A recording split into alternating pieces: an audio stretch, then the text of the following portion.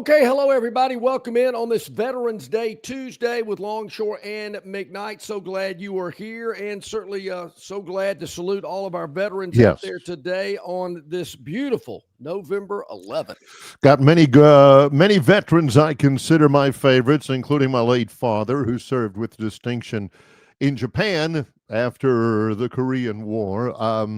And for everybody out there who has served and sacrificed, our hearty thank you. Can you Yes. imagine if it wasn't for all of those people who have helped keep Mhm. America free? You wouldn't have a couple of schleps talking about whatever they want to. You think we could have this show in Afghanistan? You know, do you think we could have this show in Libya or someplace like that? No. We have it here. We have it now. We bring you humor, insight, moments of pure, unadulterated genius, because we are in a free country, and we're in a free country because of you veterans out there. And don't think we don't realize that, because we do.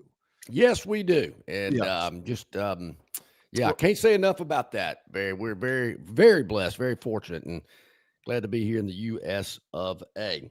Well, we got a lot going on, and there again, sports is another thing we enjoy. Because of this great country we live in. So we got a lot to dive into here today. Seems like talk about new coaches is certainly picking up, particularly at Auburn and certainly other places. There's a lot of openings, double-digit openings in the world of college football. A lot of schools wondering who the next man is going to be, and certainly things are heating up with Auburn and athletic director John Cohen. Some big football games as well. Auburn has the week off, but there's this little team called Oklahoma rolling into Tuscaloosa on Saturday afternoon, and I don't know. Everybody's Oklahoma, so what? Big deal. This is what we'll knock over. I'll go ahead and tell you, this is what I don't want to see. Not that Bama fans are put on this earth to make me happy and to, justify my viewpoints or anything. They rarely do. So that's a good thing. Here's what I don't want to see from Alabama fans.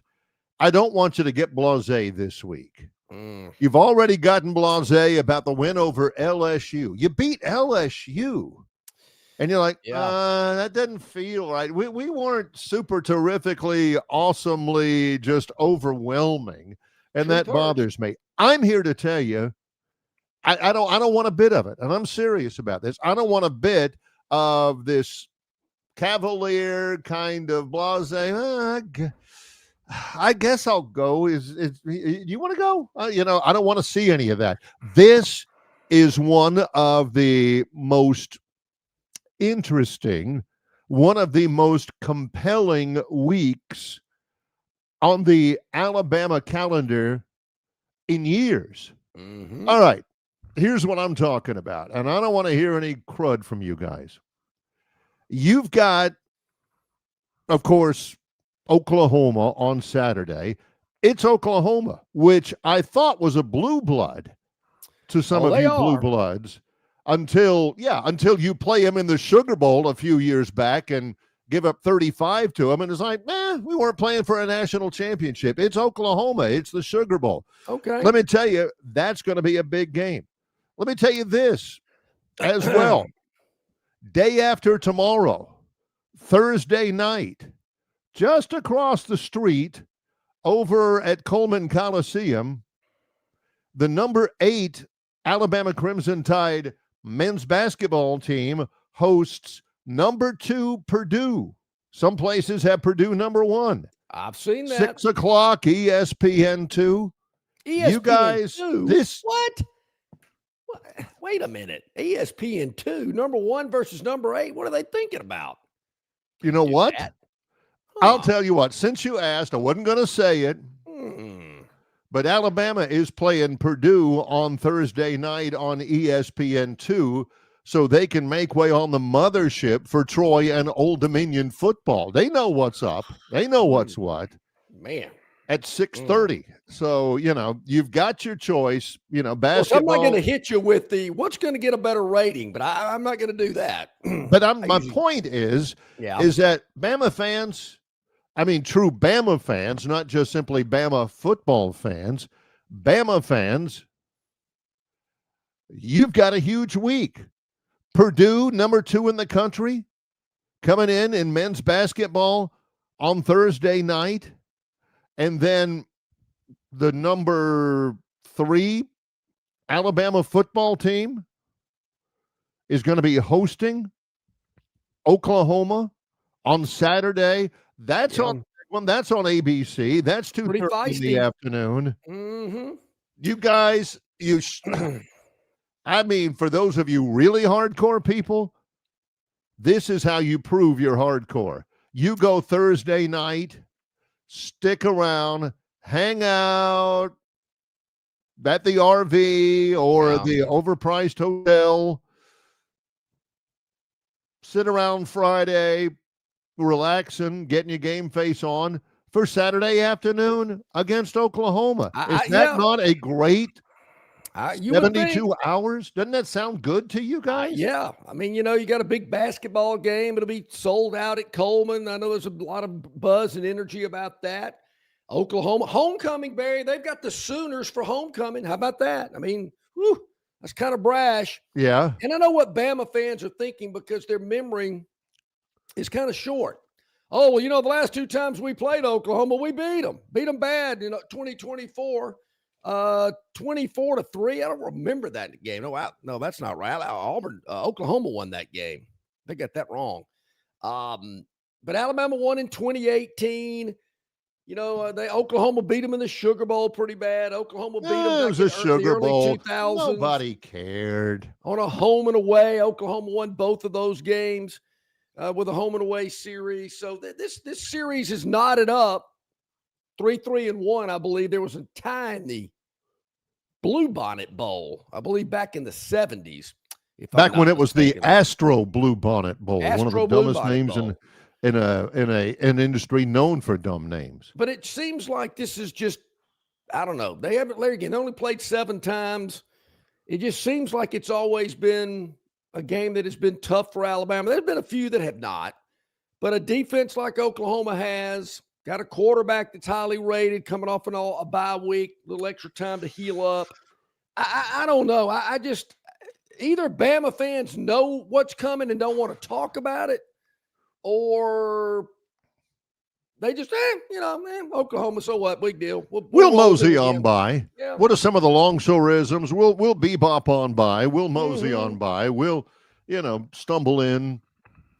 Check out a few quarters. Yeah, there you go. Yeah. You don't get this opportunity much, people. And again, you've got to carpe diem, seize the day.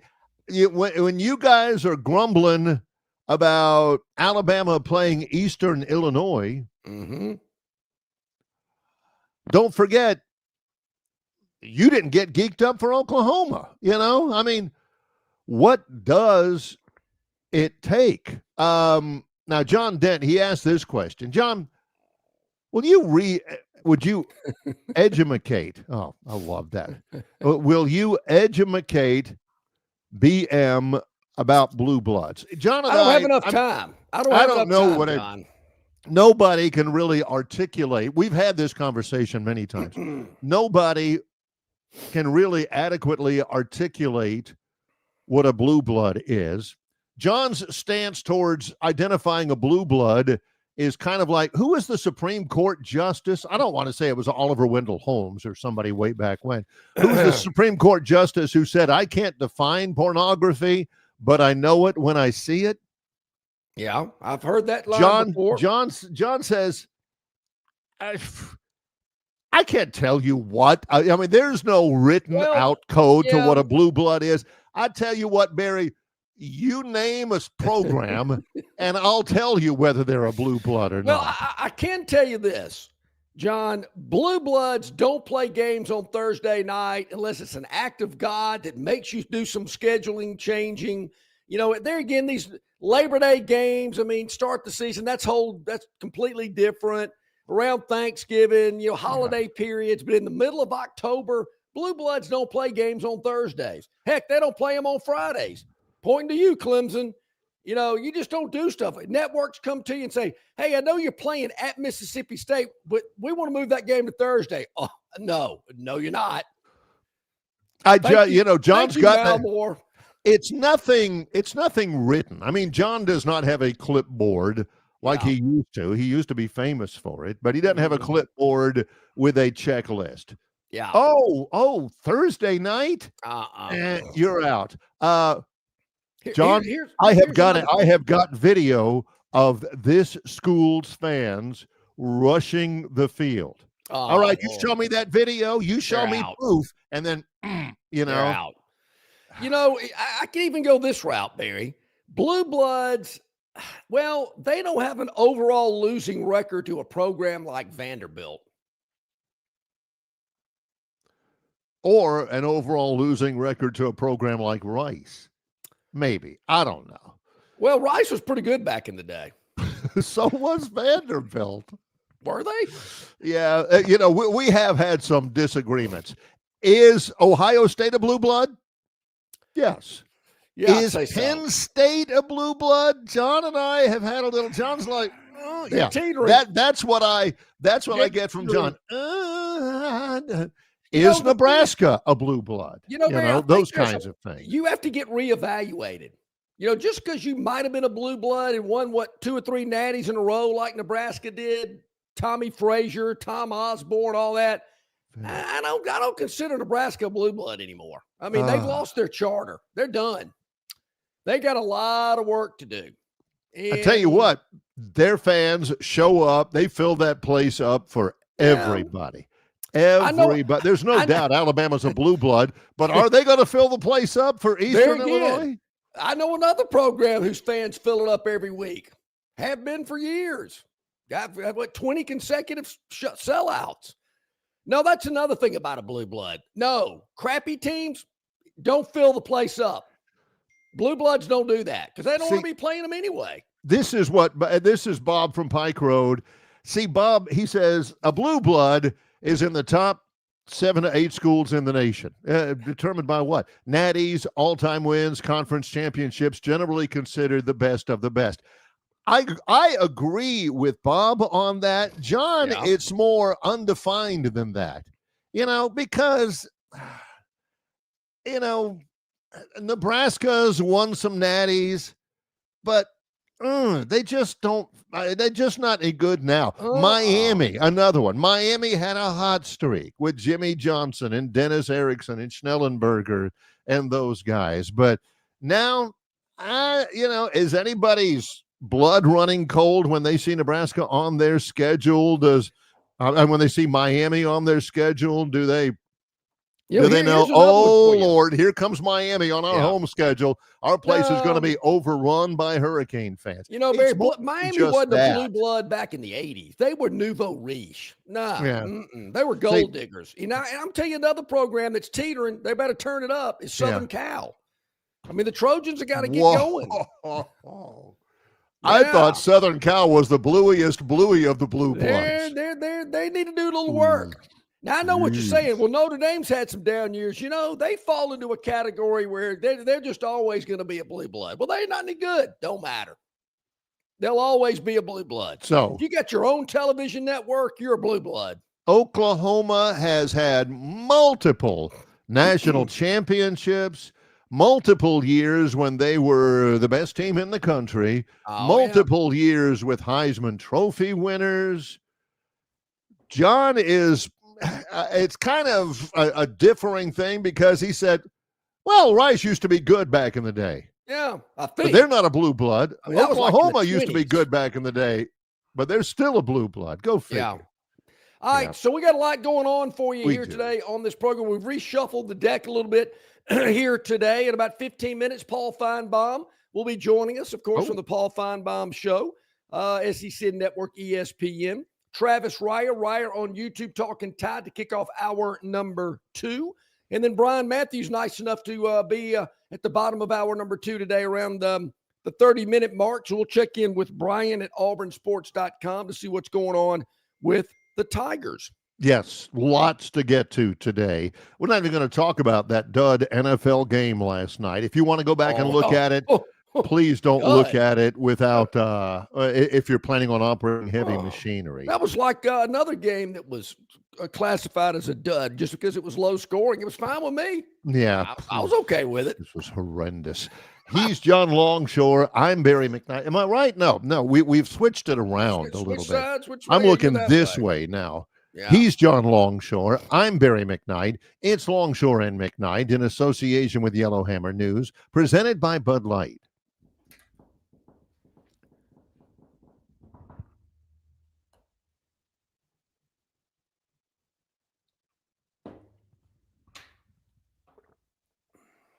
Marguerite's Exquisite Jewelry and Longshore and McKnight are giving you the opportunity to win a 1-carat lab-grown diamond valued at $500. Pick the exact score for either the Auburn or Alabama games each week. Limit 1 entry per person, per household, per game. You can enter anytime beginning Monday morning the week of the games, and all entries must be received before kickoff of each game. Enter by emailing your picks to longshoreandmcknight@gmail.com. That's longshoreandmcknight@gmail.com. And in the subject line, type in diamonds. 1 additional entry to win a 1-carat natural diamond valued at $3,000 will be up for all weekly winners to pick the score in the national championship game. Marguerite's Exquisite Jewelry, 8163 Vaughan Road in Peppertree, adjacent to Chappie's Deli. Open 7 days a week, or check them out at marguerites.com. At Marguerites, they make it. They really make it. The dreams that matter most happen while we're awake, because they're the ones that remind us of the places we want to go, of the ideas we plan to pursue, of the legacies we hope to leave.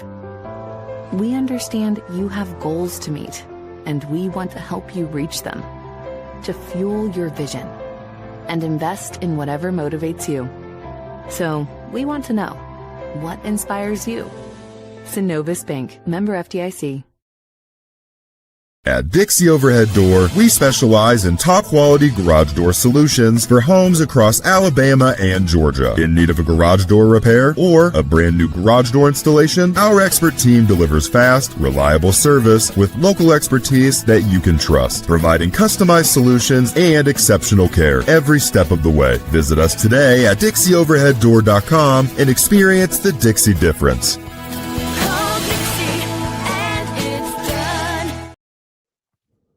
You know, I was looking at the schedule as we were discussing Blue Bloods. And I think this is when it hits me, Barry. As I'm looking through the gamut of games, we got some tonight, tomorrow, Thursday, Friday. You know, I mentioned Clemson, who's not even ranked anymore. They're playing on a Friday night. They're slipping bad. I mean, you're not even ranked. You're losing, and you're playing on a Friday night. Your status in the Blue Blood Club is, I don't care how many natties you've won in the last 10 years or so. I mean, you might get called into Dean Wormer's office. Yeah. You know, the Blue Blood arbiters, which I've always considered to be a bunch of gray-haired old men in white robes with long beards. Mm-hmm. And you got to go up there and they're saying, you have played on a Friday. I'm sorry. I'm so sorry. Yeah. We had to. You have rushed the field. You know, and they're looking at their scrolls and they're getting their big, long goose feather pens and scratching. No. We won't do it again. We won't do it again. It was a twitch. No, that was John's excuse. And we promise. A&M at number 3. No, they're not a Blue Blood. They think they are, but they're not. As a matter of fact, that is the only program that I can think of that has everything you need. Everything. They got so much money, so big endowment, so much oil money, great facilities, fan base out the wazoo, all that kind of stuff. They are probably the most underachieving program in the country relative to what they have to work with. Even if Texas A&M gets into the college football playoff this year, and I believe they will, even if they win the SEC championship this year, which they have a really good chance of doing, even if they play for a national championship, I'm not sure they're that yet, but they might. They're going to have to do it about, 2 or 3 times in order for John to Yeah. at least consider them for membership, to get them out of that room where you help yourself to punch and cookies, and actually get into consideration from the rush board and the rush chairman. They're not there yet. They're not even in a position to be considered yet, much less actually be a blue blood. Barry, you've got to there again. If a team like A&M wins the Natty this year, that doesn't automatically get them in the club. There's some flash in the pan. Take BYU, for instance. When the big boys get together and start smoking cigars and get the brandy snifters out, they go, huh? BYU? Really? They won a national championship under Robbie Bosco in an independent schedule in 1984 or something. Yeah. So really, yeah. So there's a few of those. You gotta build yourself up a little bit, And I know there'll be people that talk about winning national titles and then playing in another one a few years later and going to conference championship games. But having an overall losing record to a team program like Vanderbilt, that's a big strike against you.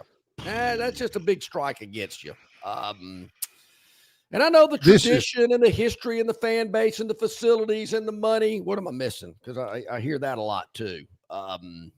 The endowment. Yeah. Mm-hmm. The NIL fund, which, Texas A&M went big into the NIL one year and it got their coach fired. I just, I know Bama is a blue blood. And by gosh, I wish they weren't, because maybe their fans would be taken down a notch. A blue blood is basically who Alabama fans think is a blue blood. Yeah. Because they're one of those white-haired, long-beard guys in robes who's doing it and being all judgy to everybody else out there. And by many different ways you can define it, all I'm saying is this: don't let your smugness affect your enjoyment of the games. You've got Purdue in men's basketball coming to Tuscaloosa. Yep, Thursday night. The number 2 team in the country is coming to Tuscaloosa. They didn't even have to. They signed a contract to on purpose. Thursday night, and then 72 hours later, Oklahoma, a ranked team, is coming to Tuscaloosa, and Oklahoma, I think, is a blue blood. You got 72 hours of having it better than any other college athletics fan in the country. Don't waste it. Don't fail. Well, yes, I mentioned yesterday, Barry, there was a lot of buzz in Tuscaloosa on Saturday about Alabama beating St. John's earlier that day. Heard a lot of people talking about it. I didn't get to see a lot of the game. I listened to it as I was heading up to T-Town, but there's a lot of buzz about it. Oh man, this team's really athletic. Man, the athleticism on that floor. Some really high praise for this team. Not so much for the football team. As I mentioned yesterday, there was a lot of this, walking out of the stadium. I don't know, fellas. I know they won, but I'm not feeling it. So I'm with you. Thursday night, big game. Saturday afternoon, another big one. I feel like Rhoda Vaughn. Tickets at tidetix.com. For those people who don't know, that's always a Longshore and McKnightism. Yeah. Back in the day, this is many years ago, there was a very nice lady named Rhoda Vaughn who was a sweetheart. She did look like this matronly lady who, bakes cookies for the Girl Scout meeting and, is on the welcoming committee at church and, gets speakers to come to the Camellia Club and everything. She just happened to be the ticket manager at the University of Alabama, which is a lot. This is back when tickets were by gosh tickets. She had stacks of them, not something you put on your phone, and she gave them to you depending on how much money you gave her. There's some power there. And it always seemed a little funny because every once in a while on Hey Coach or whatever, that I think Rhoda Vaughn was a guest on Hey Coach. And that's what that's when you knew it wasn't football season, John used to say, when you'd have Perk or you'd have Curry on, and then later on we'll talk with Alabama ticket manager Rhoda Vaughn, and you never knew what time she was going to come on because all John heard was ticket manager Rhoda Vaughn, and he turned the radio off. Click. Yeah. Nothing against Rhoda. Yeah. No, sweet lady, sweetheart. Yeah. But anyway, so now anytime we talk about tickets at the University of Alabama, it's obligatory that we mention the name Rhoda Vaughn. She was one of those. She'll go down in the history books. You got to believe that. So, it is. I know I put a lot on this game Saturday. And I will say this. I know this sounds a little, well, you're saying that now. Maybe I mentioned it last week. Heck, who knows? Maybe I did. To me, this game against Oklahoma was the toughest in November. I thought that as the calendar rolled over, I'm thinking, LSU, I think they're beatable. Yeah, they might have a little juice since they got rid of Brian Kelly, but I'm just not overly impressed with them. It'll be a tight game. I think Bama could win it. As I mentioned, I thought, look, Bama's a 10.5 point favorite. They're not going to cover the spread. Well, lo and behold, they did by half a point. Unbelievable. Yeah. But I thought it would be closer than that. But Oklahoma's the game that I've been thinking about for several weeks now that I don't know. Is something about this game, that defense. Off week. Quarterback's been hurt. Extra time to get healed up. Bama's running game, horrendous Saturday against LSU. I guess the offensive line was okay. I didn't see too many people getting whipped like I did against South Carolina. Hey, Wilkin Formby caught a pass. But maybe I'm just getting too worked up about it, and I just need to relax. Maybe, maybe you're one of the only ones that is worked up about it. You're one of the only ones who see what that game could be, a trap game. They've got a playmaking quarterback. They've got a good defense. Who schedules Oklahoma for homecoming? What are they thinking about? You got to put homecoming somewhere. Is Eastern Illinois not next week? I mean, people. Yeah.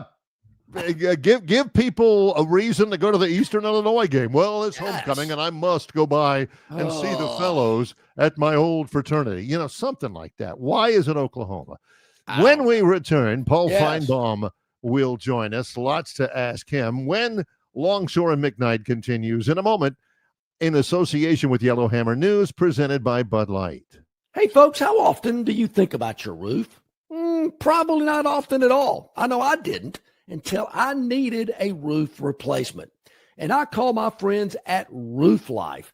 Whether it's roof inspections, roof repair, or insurance roof replacement, Roof Life is there for you. They use the highest quality products, top quality craftsmanship, and if you're like me, your roof can be replaced in one day. So if you're in need of a roof inspection, roof repair, or insurance roof replacement, get in touch with my friends at Roof Life today. You can go to roofyourlife.com. That's roofyourlife.com, or dial them up locally at 334-306-6712. That's 334-306-6712.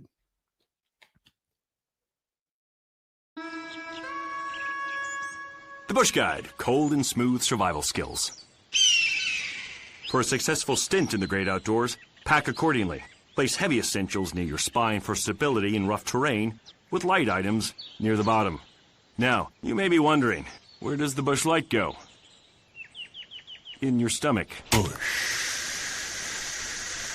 Head for the mountains. Enjoy responsibly. Copyright 2023, Anheuser-Busch, Bush Light Beer, St. Louis, Missouri. Stivers Ford of Montgomery has F-150s over 16 grand off plus 2.9%. And your last chance for a tax credit on Lightnings. 17 grand in savings or 0% or $349 a month with zero down. Stivers Ford, where price sells Fords. Stivers Ford of Montgomery has Broncos under 35 grand. Bronco Sports under 24 grand. Rockies under 29 grand or $299 a month with zero down. And new Explorers 10 grand off or 2.9%. Stivers Ford, where price sells Ford. Okay, back at it here on this Tuesday, bottom of the hour, Longshore and McKnight, presented by Bud Light. Easy to drink, easy to enjoy in association with our good friends at Yellowhammer News. And now we bring in our good friend Paul Feinbaum of the Paul Feinbaum Show, SEC Network, ESPN. You see him everywhere. Paul, good morning. Hope you're doing well today. I am, John. Good morning, Barry. How's everybody doing? Doing really well. Do you have empathy? Can you empathize with Auburn fans, Paul, who were watching the game against Vanderbilt and seeing Ashton Daniels throw for 350 and seeing Eric Singleton and Cam Coleman get 21 catches? Can you empathize with those Auburn fans who are saying, where has this been? What in the heck? Do you feel empathy for them? I do, and I know there's been a lot of news, Barry, about LSU and Brian Kelly suing them to get back pay. I think Auburn should sue Hugh Freeze for the entire terms of his contract. You talk about a coach who stole from a university. I mean, I've never seen anything like it, where you get rid of the person who's in charge, and all of a sudden it's a real football team. It's fun to watch. It's exciting. It comes within a whisker of beating what was a top 10 team a week ago. And it's just a travesty to think of how this season was wasted because of one person. Paul, I noticed it last year on the sidelines. I heard some other people kind of make some rumblings about it as well. What happened to Hugh Freeze? Did he lose his energy? Did he lose his touch? Did he maybe just get a little too complacent at Liberty when things were a little easier? And then he jumped into the frying pan at Auburn and went, ooh, wow, maybe this isn't really what I wanted to get into. What are your thoughts about what happened with Freeze at Auburn? John, you just laid it out. Every time I've been around him, which is not a lot, but occasionally, it looks like he really wanted to be there. I think after he got fired at Ole Miss and was in the wilderness for a couple of years, he just had this concept, I've got to get back into the SEC. And he did a good job at Liberty until he quit essentially the last couple of months. And once he got there, I think he realized, and sometimes this happens to all of us, you really don't want to be there. And he never could get over that. I know now because of his illness, everybody's a little bit more careful, and that's fine. He's going through a very difficult time. But that wasn't what we saw from Hugh Freeze at Kentucky 2 weeks ago was the same Hugh Freeze I've seen the entire time he's been there. He's never had the just break down the wall edge that you have to have. And there are a lot of words that I wish I could use to describe what he isn't. And I think we all know what it is because we know who has it and who doesn't in college football. Do I need to point you to Kirby Smart, people like that, and Nick Saban? But he doesn't. And I don't know if he ever did. And I think the fact that he has essentially built an entire career off of 2 wins over Nick Saban is shameful. By any way you want to define this, Paul, you can choose your definitions for this.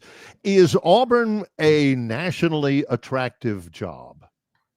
I think it is. And I mean, you guys know the program. We all have been there so many times. It's unique. And I know people say, well, you can say that about LSU and you can say that about South Carolina. You can.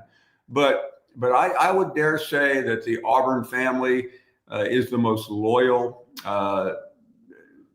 embracing fan base that there is in college football. And I know you have to ultimately win, but this is a fan base that appreciates you going to the limit and going over that line. And if you come up a loser, it's not great, but it's also not the end of the world.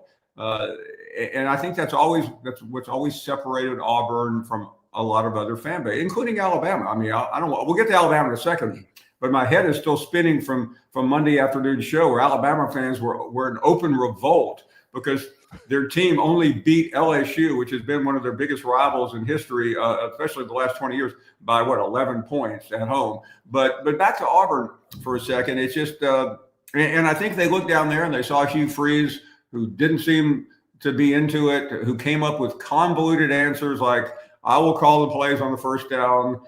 John Longshore will call them on second down, Barry on third down, and Feinbaum on fourth. It just never really worked. And that's why, my theory is John Coe knew about this. He's known this for some time. And you can lean on intimates of his more than me to confirm it. But he didn't decide driving home after the Kentucky game to fire Hugh Freeze. He knew it was over a long time before that. Of all the candidates that have been mentioned, Paul, do you think there's one that fits Auburn better than another? I think right now Summerall does, and it's not the fact that his wife went to Auburn. That's anybody who hires a coach for that is probably going to have a bad hire. I think it's the fact that he is hard-nosed. and that's something that Hugh Freeze was not. I don't want to draw a straight line to Pat Dye because he's one of my favorite coaches of all time. But to me, from a distance, he looks a little bit like Pat Dye. He talks a little bit like him. He will. You do not equivocate if you play for John Sumrall. And I like the fact that he's from the state of Alabama. I don't think that's essential, but at least he understands what's going on here. And I think the fact that he's also proven himself now in the state at Troy, at Tulane, is a good combination for the Auburn job. I mean, Barry, you were with him for 2 years at Troy. I mean, you probably know him better than anybody. Yeah, he definitely. If you're wondering where you stand with John Sumrall, that's your fault because he will flat tell you. There's no doubt about it. Paul, you brought this up. How should Alabama fans categorize the win over LSU? The good, the bad. Do they have a right to be, in revolution on the show Monday about the way they performed? I don't get it personally. Listen, I'll just say this to you, but Alabama fans are a little bit different sometimes. There's a little bit of entitlement when it comes to how they view things, and that's off the record, by the way. But I didn't really. What was really interesting is I had somebody call me Sunday, and I had 2 people run up to me on Monday in Birmingham, and they all 3 said the same thing, and I just looked at them like, "Are you out of your mind?" And they all 3 said, "Do you think we have a shot against Oklahoma?" And I'm like going, "What?" I was out in Norman 3 or 4 weeks ago when Oklahoma lost to Ole Miss. I've seen them at Red River. I mean, they're a good team. That win over Tennessee was impressive, but this is not Ohio State coming in here Saturday. So I don't really know what's going on, Barry and John. I just think that last year still is embedded in their memory. Literally the worst night of the year for Alabama football when everything was lost and Kalen DeBoer did a good job of being on the hot seat before he even got through his first year. So some of that may be playing into it. I think Alabama fans didn't quite realize that this LSU team is a shell of itself, and there was no reason to do anything more than they did. The game didn't really bother me very much. That's just who Alabama is. Now, I did hear this from the most. The person I lean on the most for Alabama football conversation, that's Legend, when he called in yesterday and just railed about the running game. I mean, is anybody here surprised that Alabama can't run the ball? I think we are now into mid-November, and that has not happened one time all year. Paul, I said this yesterday when we opened up the show. The most impressive thing I saw out of Alabama athletics on Saturday was the basketball team beating St. John's at Madison Square Garden. Heard a lot of buzz about it before the game. People were excited, but as the game was over, I'm leaving Bryant-Denny and I'm hearing it. I'm seeing it. Oh, no way we can beat Oklahoma. We can't run the ball. The offensive line's having issues. Ty Simpson can't continue to do it. So there was a little doom and gloom out of this Tide fan base, other than Legend, walking out of there Saturday wondering, can we get through November and still be in a good position for that college football playoff? Well, I mean, listen, I hate to quote the All-State predictor or whatever ESPN calls that thing at the bottom of the screen, but Alabama's in a really good spot right now. I mean, there's only one way they can blow it. It's pretty simple. It's lose to Oklahoma and lose to Auburn, and then we are sitting here with a rerun of last year. But I have a hard time believing that will happen. In fact, I feel much more comfortable about Alabama against Oklahoma than I do Auburn. Well, yeah. Well, we've seen what goes on over at Jordan-Hare. You're right about that. What about some of these other vacancies? LSU, Florida, to name a few. I know others outside the league, but where are you zeroing in for those two programs? Yeah, LSU is a mystery right now, and I want to compliment the governor of the state for making sure that Lane Kiffin is not going to be their next coach. And I really believe that because Kiffin watches this stuff, and you guys know Kiffin. He does not miss anything. And it's one thing to talk about the big contract, which Lane Kiffin is going to get wherever he goes, if he goes anywhere. It's another thing to attack your agent which the governor did down there. And so I think LSU is looking around. And I mean, the name that swirls at every single job in the last 2 or 3 days, and it feels like we're 5 years ago, is Lincoln Riley. Now, I have no idea what Lincoln Riley has done at USC to even worthy a mention for a job anywhere, including the one he has. But that name pops up a little bit at Florida. Lincoln Riley, I believe, was the first choice before they hired Brian Kelly. I don't see that happening again. But keep your eye on Lincoln Riley. Other names really are not appearing in my mind. I mean, I don't see LSU bringing in Eli Drinkwitz. It just doesn't seem to compute. Now, if Kiffin leaves Ole Miss, I think it will be Florida. That's just speculation based on knowing Lane Kiffin's mindset. And I don't think any of us know.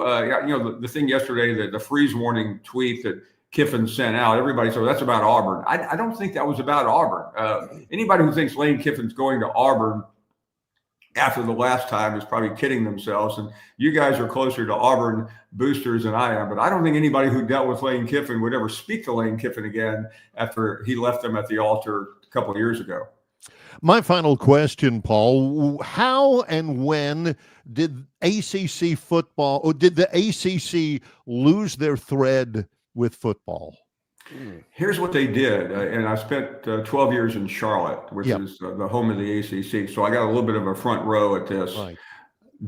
They decided a couple of years ago to abandon basketball as their main sport, and they went to football, and I think that's when they lost football, because there's really just not that much interest in football in that part of the world. Now, everybody elevated their game, but ultimately they lost their edge when Clemson fell off the face of the earth. Because Clemson and Florida State were the only schools in that league that really ever mattered in football. And they both are in a free fall, right? And watching those two play the other night was hilarious. The fact that used to be one of the 2 or 3 biggest games in the country. North Carolina gave it a shot with Mac Brown, just didn't work. It's not working with Bill Belichick. Maybe it works in the gossip columns. There are some good Miami. Every time you want to trust Miami, they figure out a way to blow it. It should be a good football league. And I'm not being dismissive of Georgia Tech. They've done a good job. But I don't know about you guys, but it's always hard for me to take Georgia Tech too seriously in football. Speaking of the ACC, where will Gus Malzahn be this time next year? I think he could get a head coaching job if he wants one. I think he's well thought of. I even had somebody ask me, do you think he could go back to Auburn? I'm like, no, I don't think so. I think Auburn still is paying Gus Malzahn. Why would he go back? But I was surprised he didn't do better at UCF. I certainly hasn't impressed anybody with his offensive coordinating. I don't know. Is there a high school job open in Montgomery? John, let me see. There usually is. I can see what openings they have down here. Paul, before we let you go, you still thinking about a career change? I know there's been some talk about it several weeks ago. It's been kind of quiet. Just kind of wanted to ask you about it before we let you go. Well, I really appreciate. I'm trying to think how politicians answer questions. They go, John, I really appreciate that very thoughtful question. Really, not much has changed. I do think about it, and I have a lot of people that are in my ear, and it's something very serious. That if I wasn't considering it, I probably would have already said that I was recommitting myself to ESPN. But yeah, I'm still thinking about it very seriously. Always have been famous for presenting the truth, and we appreciate the truth from Paul Feinbaum. Paul, as always, very appreciative of you carving out some time for us, and we already look forward to the next time we get a chance to visit. Thank you, guys. It was a lot of fun. Thanks for that question, John. You are very welcome. Very welcome. Always enjoy it. Paul Feinbaum joining us here today on the program. You catch him on SEC Network, Paul Feinbaum Show. He's all over ESPN as well. I was thinking about that, man. I'm thinking, I really heard a lot about that lately. Just don't know how that's going. Is he still thinking about it? Sounds like he still is. So we'll certainly keep an ear open for that. Clock's ticking a little bit. I mean, if you're going to do it, it's not an open-ended period of time, sooner or later. I think, Barry, if I'm not mistaken, when I heard his interview with Clay Travis, I think it's right after the first of the years when you've got to declare if you're going to run or not. So I kind of get a feeling that's, kind of what he's got circled on the calendar, but still working and thinking on some things. And that'll be very, very interesting. Good stuff there. And appreciate Paul carving out some time, as you mentioned, to join us here today on the program. Yes. Good Coming stuff. up, again, somebody texted me, it's just happenstance. It's just, it's just a circumstance that I don't know why we always move the orb for special guests. I don't know. It just happened. Well, it's kind of like with senators. Speaking of senators, when we have Coach Tuberville on, it's that window that is most convenient. And Brian was very, sure, heck yeah, no problem. Absolutely. So they're very. He's probably very watching right now. Oh yeah, you better believe he is. So yeah. So we appreciate them adjusting their schedule a little. So for those of you who are watching live here on Tuesday morning and expecting Brian Matthews, Brian will join us at the bottom of the next hour from auburnsports.com. Looking forward to that. Coming up at the top of the hour, Travis Reier on YouTube. Always enjoyable. We'll talk with Travis in about 15 minutes here. He's John Longshore. I'm Barry McKnight. It's Longshore and McKnight in association with Yellowhammer News, presented by Bud Light. Known by avid golfers as one of the most beautiful and challenging stops on the Robert Trent Jones Golf Trail, Cambrian Ridge in Greenville lies just 40 miles from Montgomery. It is well worth the ride for any golfer looking for 27 holes of jaw-dropping golf. The greens have been redesigned to accommodate the higher green speeds associated with their installation of the latest generation of ultra-dwarf Bermuda grass. Cambrian Ridge offers a fully stocked pro shop with all the latest equipment and apparel. Great food and beverages in the clubhouse can be enjoyed both before and after your round. Get your group together and hit the trail. Go to rtjgolf.com/Cambrian Ridge for tee times and more information. This isn't going to work. No matter what we say, some people still drive drunk. But we're Budweiser. Giving a damn is what we do. So, if you think it's okay to drive drunk, if you think it's something that's debatable, or you just simply don't care, this Bud is not for you. Give a damn. Don't drive drunk. Enjoy responsibly. Budweiser Beer, Anheuser-Busch, St. Louis, Missouri. Prattville Carpet is the most trusted name in flooring in the River region. Ray Bowles and his staff have an extensive line of Mohawk, stain-resistant carpeting in all the latest styles and colors. Prattville Carpet also has hardwood, vinyl, and ceramic tile for all of your flooring needs. Professionally installed at the absolute lowest prices. Take advantage of cash and carry vinyl plank at just $239 a foot. Call them today to set up your free measurement for your home, office, lake house, hunting camp, or wherever you need flooring. 285-8117. That's 285-8117, or drop by 2201 Cobbs Ford Road in Prattville for Prattville Carpet. Okay, welcome back in. About 12 minutes to the top of the hour. Somebody said something about a boring Monday night game. More on that later. Oh, my God. I thought it was really good. I thought that the worst NFL game I've seen in 15 years was that Las Vegas Raiders game earlier. It was like 10-7, and neither team did squat in that entire game. This one last night was not as bad. Capitol Heights reference here would have been a better game. Mm-hmm. But last night, Green Bay and Philadelphia, much ballyhoo, Jordan Love, Jalen Hurts, defending Super Bowl. It was 0-0 at halftime. Okay. And Philadelphia ends up winning it 10-7, even though Nick Sirianni went for it on fourth down, didn't get it, and it gave Green Bay a chance to kick like a 64-yard field goal that they missed. So I think I know what the answer's going to be here, but I'm going to ask it anyway. What is the difference between last night's 10-3 Philadelphia victory compared to like a 1-0 baseball game, which I find to be 1-0? Well, that's pitcher's duel. Yeah, a pitcher's duel. Pitching is a big part of baseball. Really, if you have two bad pitchers, very, very extremely rarely are you going to see both teams just hit the stuffing out of the baseball and it'd be a line drive at somebody, or hit one, 375 feet to the base of the wall in center field and the guy catches it. If it's bad pitching, it's going to be a score fest. Everything about last night's football game was bad. The defense was bad. It's just the offense couldn't take advantage of it because the offenses were badder. It was, yeah. A lot of times a 1-0 game, the pitcher is an artist out there on the mound. He is dominant. He is throwing the baseball really, really well. Whew. In football, that game last night, nobody was doing anything well. It is boring. For some people, a 1-0 baseball game, another strikeout. Just think, Barry, if you had the under last night, I'm not sure what the total was. I think it was in the 40s or something, mid 40s.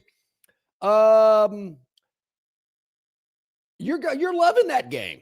You're loving this defensive battle. I mean, you're thinking, no way this game's going over the total. And if you had there again, I don't want to say too much about this game because I got to break it down a little bit further in about 25, 30 minutes from now. So we'll get into that a little deeper along with today's Phantoms Daily Dog.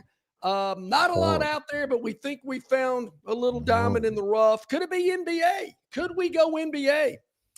Speaking of that, Barry, I was adding some new channels to my YouTube since I can't get ESPN still. Okay. I was about to say, did I get that fixed?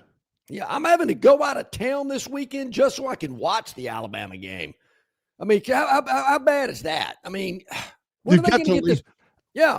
I've seen people that have gotten hotel rooms.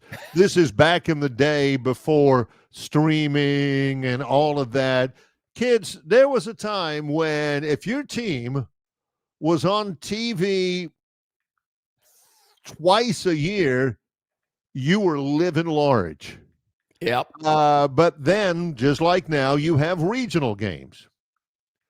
And people, that game was not whatever region. Maybe they didn't live in Alabama and they were a big Auburn fan, so they drive to Kingsport, Tennessee something, get a hotel room in a place that had the game. You couldn't dial it up on your phone. You couldn't go to a sports bar because they wouldn't have it either because there was no pay-per-view back then or whatever. Unless you had one of those filters that some guy got for you, but you weren't supposed to tell anybody.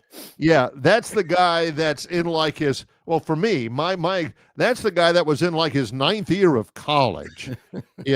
He still lived in a dorm, but he had the best dorm room in the whole complex because he'd been there for forever. I mean, he started out on the bottom floor corner like all the schlubs did, when you were a freshman. By the time he's a senior, he's up there in the top veranda, middle, overlooking the football field. I mean, he's got the whole thing. Look at him, and he's got potted plants and ferns, and he's got macrame pot holders and stuff. You need to see what's in those potted plants. Yeah, and he would be the one. John can tell you this better than I can. There was always that one guy when you were in college that if you needed something, he was your guy. He was your guy. Hey, man, I hate to bother you, but I wanted to ask you, do you know somebody who could get me a gasket for my vehicle? Yeah, man. I know the guy. I'll get you a price in a minute. Let me make a phone call. And next thing you knew, I mean, there's a gasket sitting outside on your welcome mat at your apartment or whatever like that. There was that one guy. That was the guy who got you that little, and you don't know how it works. Heck, John doesn't know how it works even now. No need to know. This funny looking little thing that looks like a carburetor, but you hook it to your cable. Yep. And then you hook the other end of your TV. Mm-hmm. And I mean, you could get you could get Afghanistan state TV on that thing by that point. Oh, yeah. And it also worked on Cinemax late at night, too. That was always which was probably more likely now that I think about it. You know, John's not saying, golly, guys, wouldn't it be great if I could get National Geographic? No, it was always, hey, man, you can get Cinemax for free? For free. Yeah. Yes, sir. But don't tell anybody. Don't say a word. Anybody. Yeah. All right, Barry, this one, Dennis, as always, he's thrown me for a loop. 752 on the River Region Straw chat line. Our man, Dennis Mitchell, Lifetime Achievement Award winner. What's this about? John, looks like Winn-Dixie will become a Piggly Wiggly. Your thoughts? Robbie, what about the coaching search at Greenville? Look, I don't know about Winn-Dixie. Piggly Wiggly. Troy is not a big town that I live in. Yeah. It's a wonderful town. I love living here. Troy is just big enough to have 2 Waffle Houses and 2 Piggly Wigglies. My wife especially, we got Publix, we got Piggly Wiggly. Piggly Wiggly is good for some stuff. Is Piggly Wiggly, is the pig, is it in growth mode? I mean, is it becoming where it can? Yeah, it does look like a little over in Dixie. Younger pig. I'll say Piggly Wiggly's been around a long time. I will say that. You got the one that my wife goes to in Troy. I mean, you can get a lot of vegetables. Vegetables are good at Piggly Wiggly. They're good at Publix. I love Publix too. But you can also get stuff at Piggly Wiggly you can't get anywhere else. Oh, you can get at the counter at obscure convenience store. I mean, you could get that white dirt that people eat. Correct. You can get pickled pig's knuckles. You can get tripe. So we have a store, we have a chain here in Montgomery called Renfro's, and they sell a lot of items that you wouldn't see at other grocery stores. That's why I go a lot, because they got some things that I like that I can't get elsewhere. So I'm with you on the Piggly Wiggly. Dennis, the closest Winn-Dixie to me is turning into an Aldi. Aldi's a thing, yeah. It should be open in about a month or so. But I think Aldi bought Winn-Dixie, I believe. So I know they're converting the Winn-Dixie that's over here where Carter Hill and Narrow Lane over there by Martin's Restaurant. That is becoming an Aldi. But I don't know about a Piggly Wiggly, Dennis. But Dennis would know. Actually, he calls it Piggy Wiggly. But I know what you mean, Dennis. Yeah. I know what you mean. I don't think he meant to. I think John Dent meant to say edumacate. Yeah. Earlier. Today. So. Tobias wants to know if Local Man has an over-under on a prop bet of Ryan Williams dropping passes on Saturday. Yeah. I don't know, but I bet he's got one for you. Whatever he does. As the Phantom once said, it don't matter. Take the over. Take the over. It don't matter. Hey, Tobias. Whatever it is, it's going over. Now, Tobias, I have got a Shannon Tweed story I can share with you. Whoa. Hang on. Pay attention here, Plainsman, Patriot Preston. 7:55. Okay, I was about to say, Shannon Tweed was one of the most underrated actresses of the early 80s. She became famous for being a Playmate of the Year. Oh, I didn't know that. Playboy, yes. She was in this movie one time at a ski resort. Yes. Don't know the name of the movie. Don't know the plot of the movie, even though I watched it from beginning to end. Shannon Tweed. I didn't know she was in an adult magazine. Gene Simmons of Kiss at one time. I did know that. Yeah. So Tobias, I am coming out of the men's room at Caesar's Palace in Vegas years ago. And I'm kind of in a part going from the old casino to the new casino, where the bar is that's got the ship with the Cleopatra on the end with her breast exposed. It's right there in that area. Right. And I'm coming out of the men's room, and there's kind of an elevator bank that's really kind of nondescript. I think it was for VIPs or something, but I didn't really notice it. But I'm coming out of the men's room, rounding the corner, and boom, I almost run into Shannon Tweed. Almost, just right in. She had 2 bags in her hand. She'd been shopping. Easy now. I kind of stopped and looked up. I said, can I help you with your bags, ma'am? And she goes, no, thank you. You did not. I did. I did. I'm telling you, I certainly did. Right there at Caesar's Palace. And at the moment, I just thought, wow, this woman's attractive. I didn't really realize it was her till I walked away and went, man, I think that was Shannon Tweed. Boom, it was. Yeah. So how about that, Tobias? I had a brush with greatness. Literal with Shannon brush. Tweed in Caesar's Palace. Yep. 30 years. 30 years. 30 years ago. 30 years, and that's the first time I heard that story. At least 30 years ago. That's one of your best brush with greatness stories. I think, Barry, I know I've mentioned it on the air before. I know I have. I know I've talked about that story. Okay. It's just been a long time. All right. I know it's been a long time since I brought that up. Because heck, I mean, Shannon Tweed hadn't been relevant in 30 years. Well, it's been a while. Yeah. Tobias says, at least you didn't say you were a fan of her work. Yeah. Well, I mean, you've only got a limited time there, Tobias. You can only. And first thing I thought of, she had 2 big bags in her hand. She'd been shopping. I thought, can I help you with your bags? And she said, no, thank John you. is very polite. He really is. But I didn't really know. I just thought, wow, this lady's really attractive. But then I kind of stopped and went, oh, man, I think that's Shannon Tweed. And it was. So, yeah. Well, there you have it. Whew, I think we have to catch up on a break. Let's take a break. Travis Rye will be joining us when we return, I believe. Cannot wait. It's Longshore and McKnight in association with Yellowhammer News, presented by Bud Light. Phoenix Physical Therapy is ready to help patients recover, recharge, and rise. They develop a customized therapy plan for each patient to get them back to enjoying their favorite activities. Their experienced team is committed to providing exceptional care in a professional environment. Whether you're looking to prevent or treat an injury, recover from a recent illness, or recuperate from surgery, schedule an appointment with our clinic and take advantage of our physical therapy, athletic training, workers' comp, and employer solutions service. Experience elevated physical therapy today. Call Phoenix Physical Therapy at 239-9316. That's 239-9316. Summer's here, and so too are its many challenges. Heat that won't quit, beers that won't fit, hammocks that won't hammock, screen doors that appear out of nowhere, flips that flop a little too much. That's why it's important to keep it simple. Keep it cool, keep them coming, and keep it easy. Easy to drink, easy to enjoy. Bud Light. Jim Massey's Cleaners and Laundry is an Alabama-based, family-owned and operated business that specializes in dry cleaning and laundry, serving the river region since 1941. There are 12 convenient locations across the river region. Find one close to you or call 481-1911 for free pickup and delivery. For 83 years, Central Alabama has trusted Jim Massey's Cleaners and Laundry. You should too. Okay, here we are back at it. It is a couple of minutes past the top of the hour. On this Tuesday, 8 a.m., Paul Feinbaum joined us earlier. Travis Ryer going to hop on here with us in just a moment from Ryer on YouTube, Talking Tide. What's it called? Talking Teal? Oh, yeah.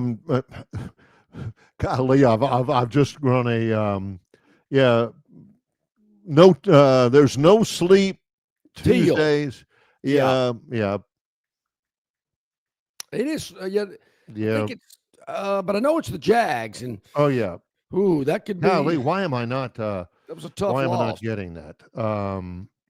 Top of my head, no sleep teal. No sleep teal. That's what it is. Yeah, no sleep teal. Yes. There it is. Yeah, here we go. Yeah, see, he's got so many platforms I can't keep up with them. Travis, we're just talking about all the different platforms you have, all the different topics and formats on Ryer on YouTube. And we're certainly glad to have you on here this morning. How you doing today? I'm great. How are you guys? Doing well, but I've got to ask this, if you'll indulge me. How is Milwaukee? I like Milwaukee, but I'm a fan of the Rust Belt cities. Yeah. I know a lot of folks aren't, and I've hit most of them. I guess Detroit is about the only one I haven't hit, really, in terms of significant population. I've been to Minneapolis, been to Chicago many times. Milwaukee now. Cleveland to me is still fine. I know it gets a bad rap. I mean, it's home to the Rock and Roll Hall of Fame. How bad can Cleveland really be? I was at the Cleveland airport 8 days ago. Fantastic Superman exhibit in the airport. There you go. I mean, What is the connection with Cleveland and Superman? Yeah, that's where it started. That's where those two okay. guys, Siegel and the other guy, Schuster or whatever. How about that? Okay. Yeah, it was great. And Yeah. I spent some time in Detroit, Travis. Yeah. Don't get your hopes up. Yeah, I've heard good things about sort of a renaissance. And I'm a foodie, and apparently that's really taken a big ups. It's gone up a great deal in that regard. So it might still get me at some point. Plus, apparently there's casinos across the lake or river there in Canada. In Windsor, they certainly are. Yeah. Yep. Exactly right. He took Pops. The daughter lives in Milwaukee now. So, Works for the Milwaukee Bucks, and they beat those pesky Dallas Mavs last night. So we were happy with that. We actually caught Bucks Bulls Friday night, and then we caught Bucks Rockets. We got to see KD Sunday. That was a hell of a game. We went over to Camp Randall because we're just cuckoo on Saturday in what turned into a snow game late against the Washington Huskies. We went over there for a couple quarters. And then Monday night football last night in Green Bay we caught with the with the Packers and the Eagles. That was a weekend. Yeah, it was a weekend. Yeah, very nice. Very nice. Hopefully you got a chance to catch the telecast, Alabama versus LSU. Saw a play or two. Yeah, saw a play or two. The fans, I don't get it. Alabama never trailed in the game. Although not scoring a touchdown in the second half, they win by double digits, and the fans are not totally satisfied with that. What's your takeaway from the win over LSU? Well, I think there is always going to be a formula to how Alabama wins that a lot of the fan base is going to prefer. Like if you before the game said, look, Alabama's going to win that game 20-9, play great, tough physical defense, run for a couple 100 yards, and win by double digits, there are a lot of Alabama fans would be like, yeah, that's Alabama football, right? But when your quarterback has the longest run of the game by about 10 yards and you don't average more than 2.5 yards per carry, stylistically, that type of performance isn't going to resonate with a lot of Alabama fans. And Alabama fans are football IQ at the top of the heap when it comes to college football fan bases, in my opinion. So it's not even just about that. They're always thinking big picture. They're thinking viability where a national championship is concerned. So yeah, it's a 20-9 win. Yeah, it was a good first half offensively, especially in the passing game. Whatever happened in the second half, I didn't really see that coming after the way they played offense in the first half. And as good as Ty looked, especially late there in the second quarter. But you got to give LSU some credit too. That's where we struggle from time to time. Blake Baker is still at LSU as a defensive coordinator. They still have a very large payroll on the defensive side of the ball that they brought in. They have quality. They are very good in the secondary this year. So I'm more along the lines of survive and advance at this point in the season, but I also get where Alabama fans are thinking sustainability for this team, even this week against an OU defense that is really going to get after them in the pass rush. You wonder about the ceiling for this Alabama team. Travis, don't want to point fingers here, but trying to peel back the layers and dissect what the issues are. Do you feel it's more of a running back problem or an offensive line problem that is making this running game so difficult to get going? Yes. Okay, I got you. I mean, I think my thought is there's plenty of issues or plenty of reasons, why it's not necessarily working. What maybe is most confounding to me is that as well as they throw the football and as respected as they are in terms of throwing the football, which a lot of times means 2 high safeties. Just based on the way and the threat of your passing game operates, you should be able to run the football for more than 4 yards per carry. I understand that this isn't going to be a 40 runs per game offense under Kalen DeBoer and Ryan Grubb. If you did any study of Washington or his previous stops, this isn't going to be 2015 Alabama at any point in the Kalen DeBoer era. It is going to be quarterback centric, but just in the way that Ty Simpson is played and these receivers impact how defenses play them, you would think you would have some efficiency in the run game. And they don't have that. They've had one game this year in which they averaged more than 4 yards per carry. One. Whoa. And that was was a stat. And 4 yards, I'm not talking about 5 yards per carry. I'm talking about 4 yards per carry. And that was Lob Monroe in week 2. Wow. They have not averaged more than 4 yards per carry in any game other than that one. So that's the concern for them, is that even with what they do well, they still struggle to run the ball when they do run it. And that's what's hard to figure out. But I think that just in terms of personnel, this isn't Chance Warmack at guard. Okay. Yeah. This isn't DJ Fluker at right tackle in the run game. Yeah. This isn't Jeff Stoutland coaching that group. In other words, this isn't 2012 even Alabama, when you had that offensive line, Quanjo at left tackle, Barrett Jones at center. Now, you're good at center and you're good at left tackle when it comes to running the football.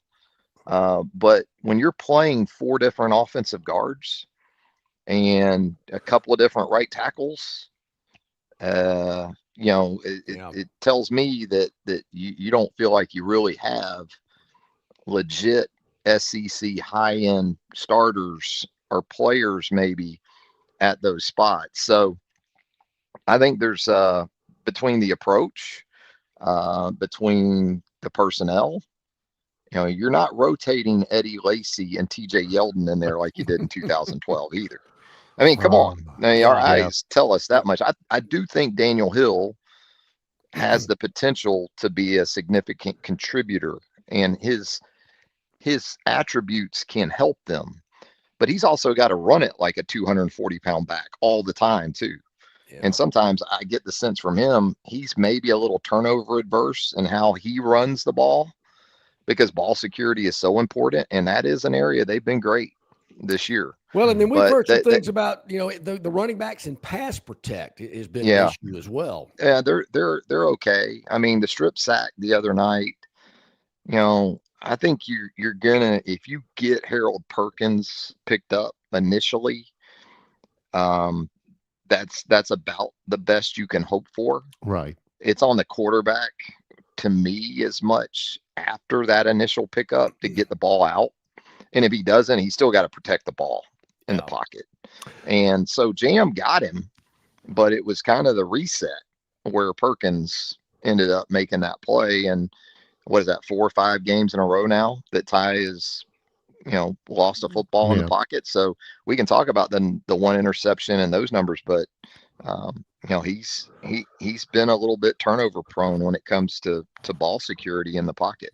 Whatever problems LSU has got, I mean, it seems as though the money they've spent on defense has been money well spent. But my way of thinking is LSU's a decent defensive team. Oklahoma coming in on Saturday borders on elite. Travis, your thoughts? They do, and they play with big-time edge in their front seven. So, I think starting maybe tomorrow when we get player availability reports, that's going to be something to keep an eye on with them, because going into Tennessee, they were without one of their key guys at the linebacker position. And then in the Tennessee game, they lost one of their key edge guys.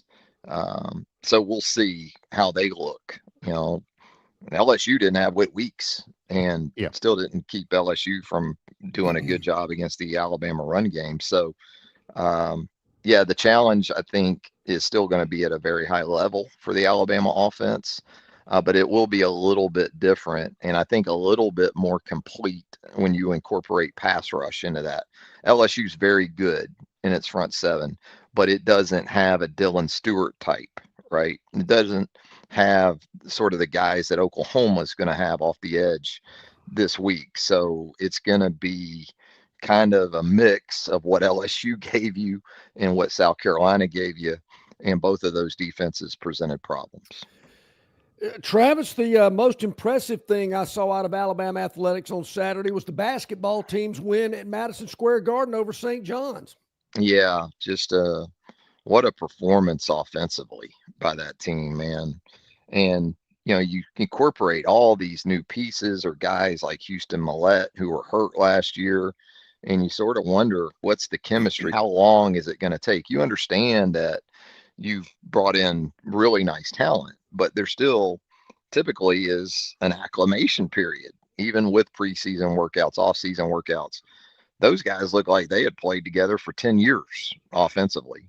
Now it helps when you got LeBaron Philon and Aiden Holloway. Those guys have been around, so they understand it. But boy, the screen and roll game, or the ball screen game clinic that they put on a Rick Pitino defense, which just gutted Rick, because he takes a lot of pride. If in nothing else, we will defend. And they had zero answers for those for Alabama an early guards. Season game, Travis, I saw a little of his post-game press conference. He looked pissed. I mean, he was not happy. Alabama busted the clock, as they said back in my day, broke the clock.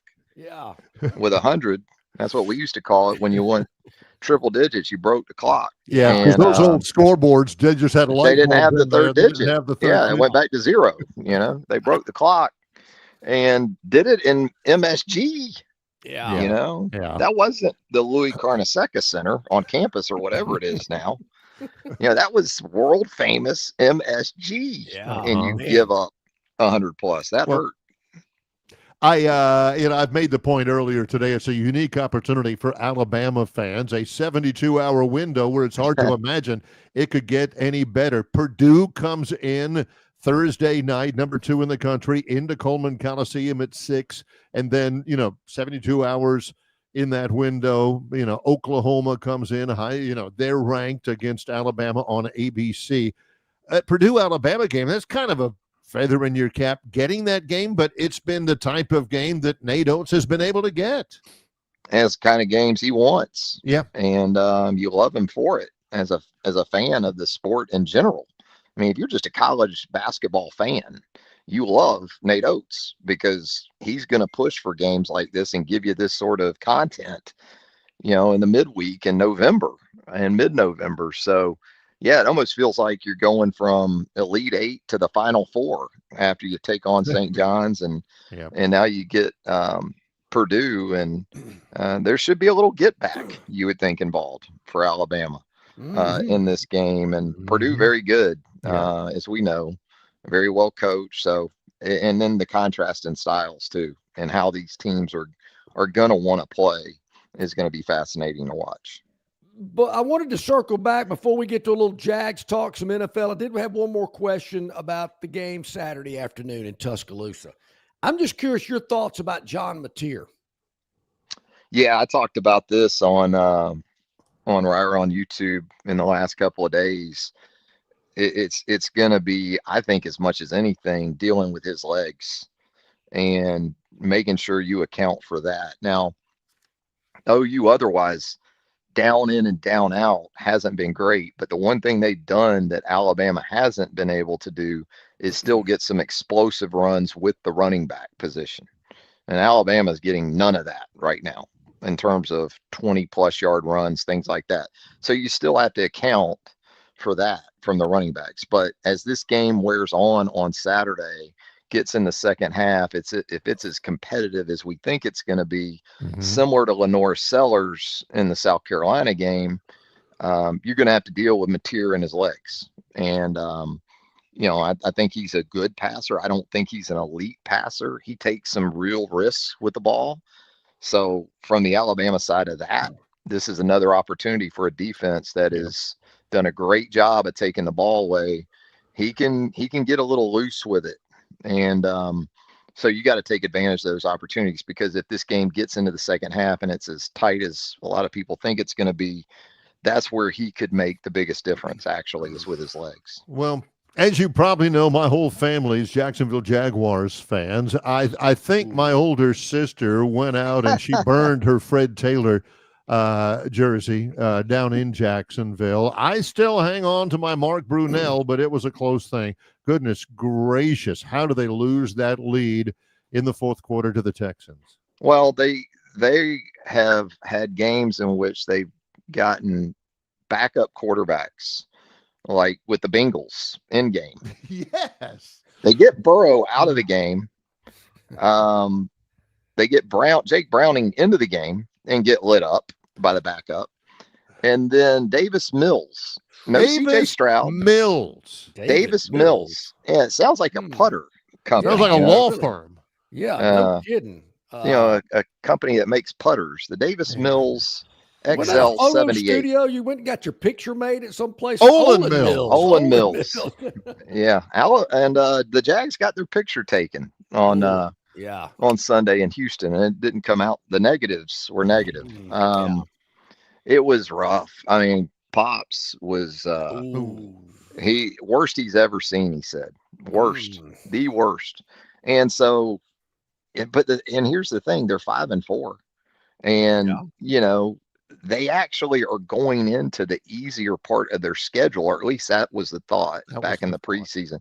They've gone through what they thought would be the toughest half of their schedule, and they're a game over 500, but the fan base is done there with the season. I mean, they think it's over.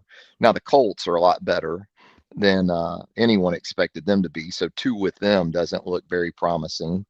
But it's just more of the same. It goes back to a lot of people start with Trevor Lawrence at the quarterback position. They had nothing but 3 and outs in that fourth quarter, and then they gave up nothing but touchdowns in that fourth quarter. And that's as bad as it gets, even for the Jags, which, as we know, it's historically been pretty bad.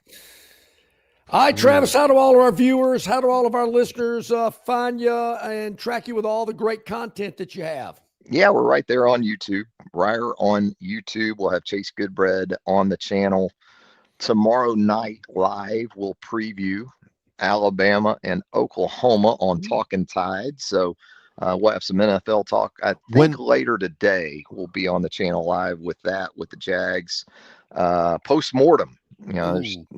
I don't even think I don't even think that's an organ donor type of situation with that cadaver, but we'll do that anyway. We'll do our best. We're right there at Ryer on YouTube. Yeah, good stuff. Travis, as always, appreciate it. Thanks very much. Thanks, guys. Thank you, buddy. We'll talk next week. Travis Ryer on YouTube. That, of course, Barry, brought in several interesting chats on the River Region Straw text line. Way offsides, Jeff. Jam is the worst running back on the team. I got to agree with you, Jeff. I've been thinking that for weeks. He can't keep getting the majority of the carries anymore. He still has a role, just not as the primary ball carrier. John Dent. Love John Dent. Love him. Is it he who brings up the Arnold Ziffel and the Barney Rubble? Those are so outdated. If you're under 50, you're like, who in the heck? Barney Rubble we see when Jam runs the ball. You remember in the Flintstones when they got in the car, or whenever, like the saber-toothed tiger was running after, they'd run in place for about 3 seconds before that. That's Jam Miller. Tons of stepping, but no strength or power running as he approaches tacklers. Other running backs the same. What happened to A.J. Deere and the other running backs? They have disappeared. I'm with Barry. I've got a fraternity brother. His nickname was Barney Rubble. Obviously looked like him. He looked like Barney Rubble. He's from Greenville, as a matter of fact. Still lives down there. Barney Rubble. Yeah. Don't tell me what his real name is, because I couldn't tell you. Yeah, that's a shocker. Yeah, let's take a break right here. Rubble. How you doing, man? Quick break coming up in just a moment. Brian Matthews at the bottom of the hour will join us. Still plenty to get to. It's Longshore and McKnight in association with Yellowhammer News, presented by Bud Light. Located just 8 miles north of Alabama's state capital, Capitol Hill features 3 18-hole championship courses. With more than 1,500 acres of golf and nature, the pure magnitude of this facility is amazing and allows each course to be drastically different from the others. Capitol Hill also features an innovative 360-degree driving range 400 yards in diameter. Capitol Hill offers a fully stocked pro shop with the latest equipment and apparel. Great food and beverages in the clubhouse can be enjoyed both before and after your round. Get your group together and hit the trail. Go to rtjgolf.com/Capitol Hill for tee times and more information. Marguerite's Exquisite Jewelry and Longshore and McKnight are giving you the opportunity to win a 1-carat lab-grown diamond valued at $500. Pick the exact score for either the Auburn or Alabama games each week. Limit 1 entry per person, per household, per game. You can enter anytime beginning Monday morning the week of the games, and all entries must be received before kickoff of each game. Enter by emailing your picks to longshoreandmcknight@gmail.com. That's longshoreandmcknight@gmail.com. And in the subject line, type in diamonds. 1 additional entry to win a 1-carat natural diamond valued at $3,000 will be up for all weekly winners to pick the score in the national championship game. Marguerite's Exquisite Jewelry, 8163 Vaughn Road in Peppertree, adjacent to Chappie's Deli. Open 7 days a week, or check them out at marguerites.com. At Marguerites, they make it. They really make it. The dreams that matter most happen while we're awake, because they're the ones that remind us of the places we want to go, of the ideas we plan to pursue, of the legacies we hope to leave. We understand you have goals to meet, and we want to help you reach them, to fuel your vision and invest in whatever motivates you. So we want to know, what inspires you? Synovus Bank, member FDIC. At Dixie Overhead Door, we specialize in top-quality garage door solutions for homes across Alabama and Georgia. In need of a garage door repair or a brand new garage door installation, our expert team delivers fast, reliable service with local expertise that you can trust, providing customized solutions and exceptional care every step of the way. Visit us today at DixieOverheadDoor.com and experience the Dixie difference.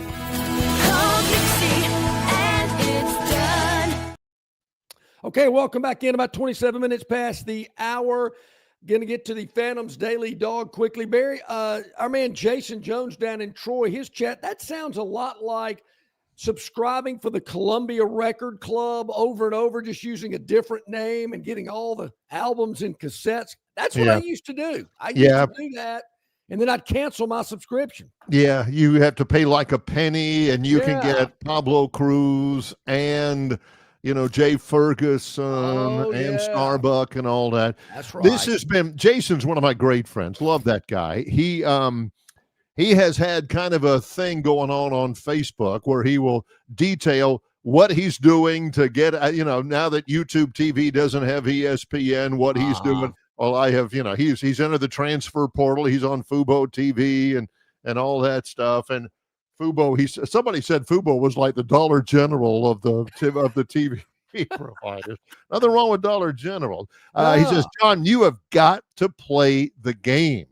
Okay. John could probably teach a graduate level course at Harvard in playing the game now. Ain't nobody I know that is more well suited to playing the game. John, you got to play the game. Sign up for all the free trials using all of your email addresses and find the ones that suit you best so that you can watch all the games at no charge. There's a bunch of them out there. YouTube TV. I'm a Hulu guy. I've not missed a game yet. Fubo. Gosh, there's 10 jillion of them out there. Jason has signed up for Fubo. I know Jason. He'll probably end up with back at YouTube TV once they I forget that I signed up for this trial, and I don't cancel them. And then I look at my card. I'm going, wait a minute. What am I getting charged for this about? What is this all about? That was my problem. Oh, yeah. It'd be like, your period for cancellation is over. You have automatically rolled into a 1-year subscription. And I'm like, God. And, you can be eligible to cancel it in May of 2026. And of course, I forget. And come up June of 2026, it says, thank you so much. You're now enrolled for another year. I'm like, oh, I only wanted to do this for a week, and now it's been 2 years. And, that is a major earlier, and I think I'm hooked up with this. I think it might have been maybe John Dent. I can't remember. Earlier today on the chat line. Yeah. There's one deal. They'll give you a credit on your credit card if you sign up for Hulu or Disney Plus, which I've done. So I get it. So I can watch. I got an ESPN's part of that, so I can watch all of that. I don't really pay for it because they give me a credit back. So I don't really have to sign up for all these little free trials anymore because I remember doing that a while back, and it's paying off for me. Yeah. Because that's where I get my ESPN Plus, Barry. If I'm going to watch ESPN Plus, I'll just go from the points on your card? Yeah. And no, they just actually credit it to me for something. It's one of the benefits or something like it. All right, real quick, before we get to Brian Matthews, AuburnSports.com, we touched on it earlier. Some people out there said it was boring, couldn't watch it. It was horrendous. But hey, not only did we cover the spread last night in the Phantoms Daily Dog, catching 1.5, we won the game outright. It was great. Philadelphia 10, Green Bay 7. Didn't even need the points, won the game outright. Beautiful. Started the week off with a winner. There you go. The Phantoms Daily Dog. So let's look to tonight. I believe it's Maction again. We're going Maction tonight. I think this game might be on, maybe this game's on ESPN. There are 3 Tuesday games. No, there's 2 Tuesday games in the MAC. One of them's on ESPNU, one of them's on ESPN2. Where are we going? We're going ESPN2, Barry. Ohio at Western Michigan. If I'm not mistaken, I know Ohio's played in the bowl game here in Montgomery. Yeah. I don't think Western Michigan has. I don't either. But I could be wrong. Yeah. So we're going with the Bobcats of Ohio, who have had a taste of the capital city, catching 1.5 tonight. It's our second game in a row where the dog is catching 1.5. And again, we think the dog can win outright. Yes. Now, of course, Bill from Baltimore, he asked the obvious question. Can John state where either school is located? Barry, I believe Western Michigan is in Ypsilanti. Ypsilanti. I always call it Ypsilanti. Is it Ypsilanti? Because I've been there. It's near, it's actually near Lansing, where Michigan State is. They're not too far apart. All right. Or excuse me, Ann Arbor. It's not too far from Ann Arbor, where Michigan is. No, Ohio. Can't tell you where Ohio is. That's in Athens, Ohio. Athens, Ohio. Yes, okay. Athens, Ohio. There you have it. So there you go. There is our Phantoms Daily Dog again. Once more for the record, John. Ohio plus 1.5 at Western Michigan tonight. A little Maction. Take the Bobcats and the Phantoms Daily Dog. Now, check them out. Check out Brian Matthews. Yes, sir. AuburnSports.com. Good morning, Brian. How are you? Good morning. Good morning. How y'all doing? Doing pretty well. Despite a loss for Auburn in overtime to Vanderbilt, were you like me and a lot of other people who are looking at, say, Ashton Daniels throwing for 353 yards, and Singleton and Coleman combining for 21 catches and saying, what the heck? Where has this been? What's going on? What was your reaction? First of all, the loss, but second, what you saw out there, Brian? Best loss of the season so far. I mean, you can't deny that. Well, I think it's in some ways a referendum on how bad of a job Freeze did running the offense. I mean, you could see it week to week, but then when you see it without him and how much better it was, much more explosive it was, how much more it just made common sense. That really reflects, I think, on the job that he didn't do for Auburn, and how that Auburn probably should have made this move earlier. But I just think it was simple. DJ Durkin told Derek Nix to get the ball in the hands of Auburn's playmakers. That's what he did. Suddenly, Auburn scoring 38 points in regulation against a really quality team on the road. I just credit to those guys for doing that. And I think we saw something we've been talking about and writing about for 2 years now, is that Cam Coleman's a really good receiver. And, this Eric Sampson guy that transferred in this past year is really good too. And, I just wonder, where's this been all year? I just, why didn't they catch, 12 hitches or 12 curls during the game? I thought that was the only route they knew how to run. Amazing. Brian, what about the defensive effort? I mean, that was a lot of points they gave up. It was. I think a couple of things. I think DJ being the head coach and being on the sidelines and being involved in that does take away a little bit about what he can do on the sidelines with the defense, because normally he spends the entire offensive drive, however long that is. It's been pretty short before he took over working with those guys. So maybe some more adjustments there. We'll see. But I think the biggest thing that happened was at the end of the first half, I think Auburn had held Vanderbilt to about 130-something yards in a field goal on its first 3 drives. At the end of the first half, they spread it out. They went tempo, went straight down the field, scored a touchdown. And they came out in the second half and did the same thing. I think it was 4 touchdowns on 5 possessions, if I'm not mistaken. Don't have it in front of me, but I think that really caught Auburn off guard. I don't think they prepared for it or were really ready for that offense from Vanderbilt, and they just weren't unable to adjust. I think, you saw a couple of big busts that they haven't really had, according to Durkin, since the Baylor game. You just saw Auburn just unable to really cover all of Vanderbilt's receivers in space. There were just guys running wide open a lot there. And Diego Pavia, you give him the ball, you spread it out, you go tempo. Man, that offense looked impressive. I don't understand why Vanderbilt doesn't run that all the time. I just that looked unstoppable to me at times. But it was still a very, very good game. A great game. I think people were just watching football that night, and exciting game. It's tough that Auburn has now lost 2 overtime games. They continue to lose these tough, close games over and over again. We'll see if maybe that can change here in about 2.5 more weeks. I've got to say this. I have not been spending enough time, although I should have, with a local kid here to where we are. Jeremiah Cobb, I knew he was capable of a big game here or there, but he's turning them in every week. He's got that look. I mean, if you're an Auburn fan, you know what a quality running back looks like down through the years. He looks like another one in that line, Brian. He really does. I mean, he's top 5 in the SEC. He's averaging 90 yards per game. He's at over 900 yards now. So he's having a terrific season quietly, of course. So, I mean, I don't think anybody's talking about how great Auburn's running game or how great a season he's having, but he really is. He's done a terrific job, stepped up. Auburn needed somebody to fill that role after Jarquez, moved on. So I think he's done a outstanding job. He's gotten better, I think, as the season gone on. He's exceeded my expectations for him. He's just really impressed me this season. Not just how he's played, but how he's handled himself, his demeanor on and off the field. Been a terrific young man. So now the tough questions, I guess. Does that performance, even in a loss, do anything to reinforce DJ Durkin's candidacy for the permanent job?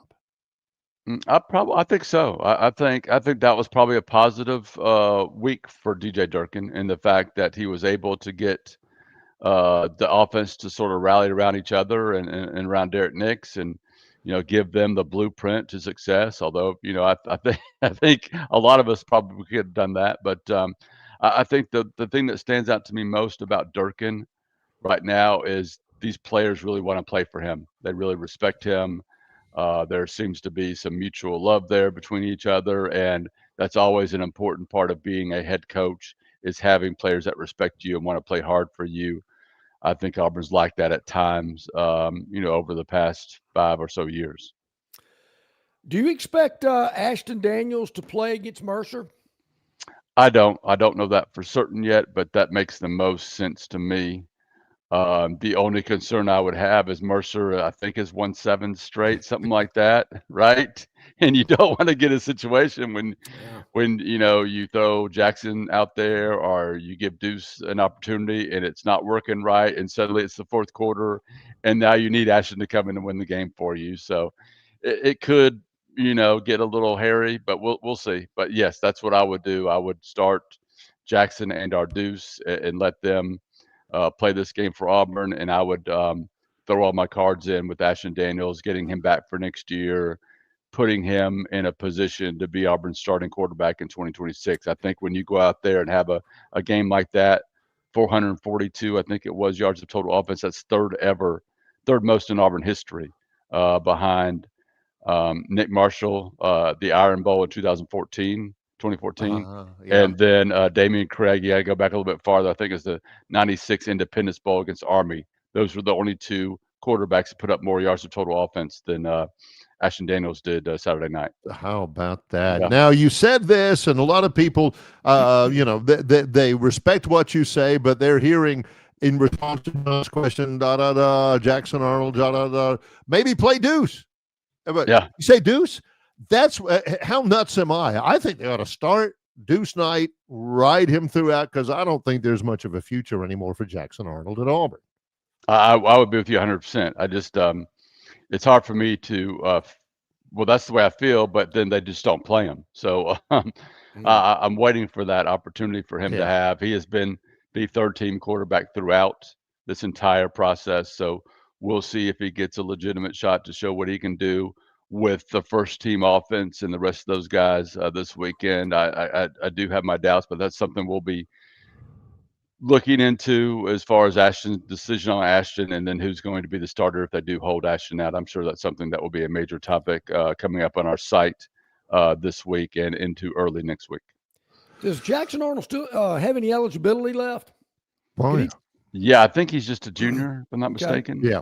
Yeah. So I just cannot see Auburn keeping him on or building their team around him for the future. I just don't see that as an option right now. But we'll see. A lot of changes are coming to Auburn as far as the coaching staff. So who knows exactly what that quarterback room is going to look like next year. What's the leader in the early betting for that job? Anybody jump out? Well, I mean, officially John Summerall is, I think, as far as the betting line, right? Yeah. But I think DJ Durkin is right up there. I really do. I think he's got some guys, some boosters, some important people that are behind him right now. I'm not saying they're shaking their fist and saying you must hire him, right? But I think he's got some guys that really like him. John Summerall from Tulane, I think, is a guy that Auburn's very interested in. If Jeff Brom could be convinced to, leave Louisville, I think Auburn would have interest in him. Kenny Dillingham, another one, coached at Auburn for a year, now at his alma mater, Arizona State. Eli Drinkwitz at Auburn for 2 years, about 14 years ago. At Missouri now, I think he's still very much in the mix. I do think James Franklin will at least talk to Auburn in some capacity. I think that would be a terrible hire in my opinion, but I think a lot of people see that and they see that he could at least bring Auburn's floor up. I think Auburn should shoot for more than that, but we'll see. And I guess Lane Kiffin is still a guy that kind of sort of in the mix. I don't think Auburn will go. I don't think Lane will go in that direction or Auburn. Yeah. So, but I'm just going to mention him just in case something crazy happens. One of our viewers wanted us to ask you, what players do you expect will leave and which will stay? I think it's probably kind of hard to pinpoint a guy. Oh, yeah, he's gone. And we mentioned Jackson Arnold. I mean, I think that makes perfect sense. Yeah. But I'm not hearing of any others. But there again, season's not over. Right, and that's not as cut and dry as it used to be, right? Because you've got a big thing involved called money, and Auburn has. By moving this Baylor game next year, they have added around $4 to $8 million in NIL money. This is money they can distribute to the roster and or to incoming players. So they're going to have a little bit extra than other teams might have when it comes to that pot they have for the new coach. So I would not rule out anything as far as what Auburn is available or is able to keep for next year's roster. I look at Cam Coleman as the most interesting one, right? Before, Saturday night and Vanderbilt, he's over there, out of the top 100 in catches and yards per catches. He's not being used to the best of his ability. And if I'm his agent or his family or whoever, I'm saying you need to get the heck out of there and go somewhere where you can catch passes and show everybody what you're capable of doing. Here we have it. It happened at Auburn now. So, I think that's certainly in play for Auburn. I think, we'll see. I don't want to say that Auburn is going to get everybody back, but I think they have the possibility of getting almost everybody back that they want, because it's not just about the coaches or relationships anymore. It's about that contract and how much they're willing to pay them. Yeah, that's the way we live right now. I love the state of basketball in the state of Alabama. We pointed out that Alabama will host number 2 Purdue on Thursday.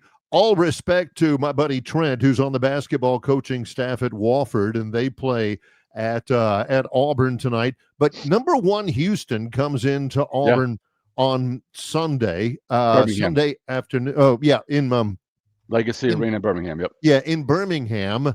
That's quite a get for Auburn, and certainly you're gonna know where you stand. Yes. After you play that game in basketball. Where do they stand right now, Brian? I think they're still growing. Right, they're still a team coming together. Brand new head coach, 10 newcomers, still trying to work out the rotation, still trying to play together. Keyshawn Murphy, one of their big transfers from Mississippi State, the big guy, is still trying to get 100% healthy. They don't want him to play against Wofford tonight unless he's, they have to play him for whatever reason, foul trouble or something. So I think Auburn is still a team and filling things out and growing. And so I just, I've said this before, but I would just be patient with this basketball team, because this basketball team can look a lot different by the time they get to February, March. Yeah. And then I look at Houston. I think they're number 2 or number 1 in the country right now. I haven't looked at the polls this week. And that's going to be normally a really tough matchup for Auburn, because the things they do, big physical guys normally, and I haven't seen them play yet this year, play really, really tough defense.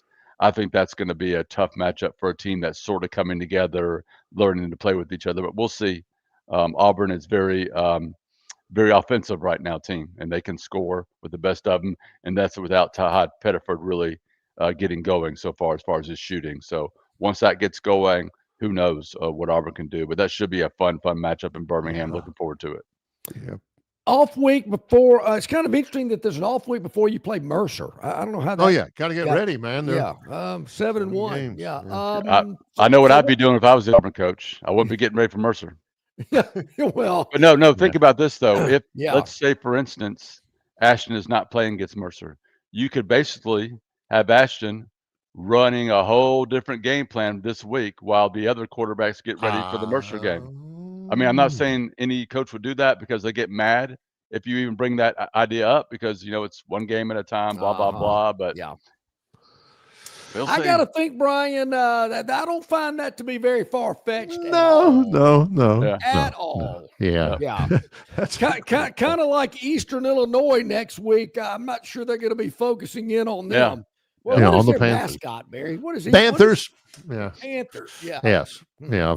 So always great stuff. Again, we are really, really enthused about AuburnSports.com's combination of On3 and Rivals and all of the different resources that are brought to bear to cover Auburn athletics. How do people sign up if they haven't already subscribed, Brian?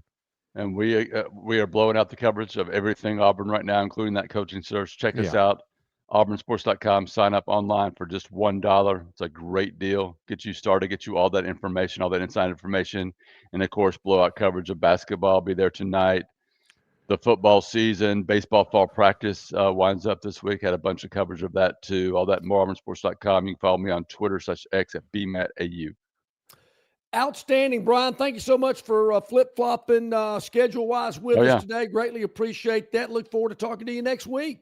Appreciate you guys. Take care. Yes, You Brian too, buddy. Matthews, Thank you. AuburnSports.com, joining us on the program.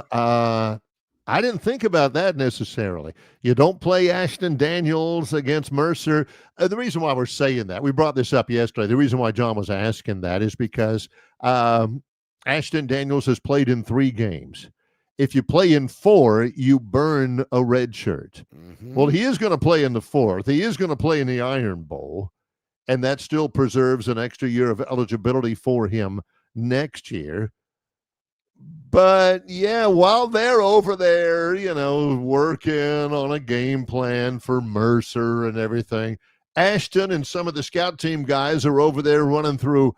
Now, this is what you do when Yonze Pierre comes around the edge. Okay, I got that, coach. And while everybody else is, doing what they're doing, John and I both immediately thought, I don't find that difficult to believe at all. No, So, yeah. Not at all. There was something else in that interview with Brian that really kind of hit me. And I've thought a little bit about it. I've heard some other people kind of talking about this as well. Going to share it when we return. I think it's a real positive for Auburn football. Yeah, you heard me right. I think it's a real positive. We'll talk about it when we return. It's Longshore and McKnight in association with Yellowhammer News, presented by Bud Light. Why Hands? At Hands Heating and Air, you get this area's highest ranked service provider with 24-hour repair service, no overtime charges, and their same-day service guarantee. Plus, instead of other companies' 30-day repair warranty, Hands gives you a 3-year repair warranty. Hands Heating and Air is here for you 24/7, 365. And service is not just something they do, it's their way of operating, for you in mind. All of Hands employees are trained to adhere to this standard. They work hard to ensure that this standard is maintained, and they are constantly looking for new ways to better serve you. Call Hands Heating and Air today at 508-5382. That's 508-5382. Or find them on the web at 834hands.com. On the basketball court, the soccer pitch, or even the golf course, your crew brings their best not just for the win, but for that post-game celebration. When victory tastes like Michelob Ultra, it's worth every drop of sweat. And if you don't win, you'll still get the beer. It's just on you. Superior is worth playing for. Michelob Ultra. 2.6 carbs, 95 calories. Superior light beer. Enjoy responsibly. Copyright 2025. Anheuser-Busch Michelob Ultra Light Beer, St. Louis, Missouri. 5, 4, 3, 2, 1. It's here. Victoryland Casino's Corvette 25K giveaway. The more you visit, the more chances you have to win. Drive away in a Corvette or win your share of $25,000 in free play and cash. Visit our Players Club and check out this month's exciting free play promotions. You'll have more fun at Victoryland Casino, where you can be a winner too. Victoryland Casino off I-85 exit 22 in Shorter, Alabama. Drawings October 3rd and 4th. Must be 21 or older. Must be present to win. Okay, about 8 minutes to the top of the hour.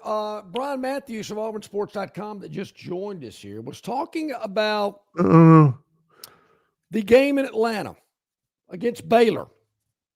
I didn't realize that it was going to be $8 million. I thought, wow, really? That may be 8 for